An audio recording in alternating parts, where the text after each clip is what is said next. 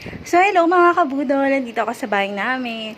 For today's video, ipapakita ko sa inyo kung paano gamitin yung sofa cover. Nabili ko to sa Shopee nung 666 at nakuha ko lang siya ng 330. Napakalambot ng tela na ito.